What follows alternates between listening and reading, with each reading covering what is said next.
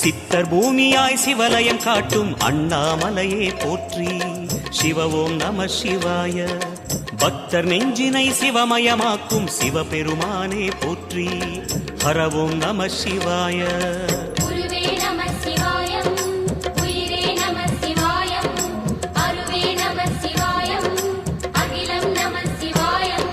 நம சிவாய நம சிவாய ஓம் நம சிவாய. நம சிவாய நம சிவாய ஓம் நம சிவாய.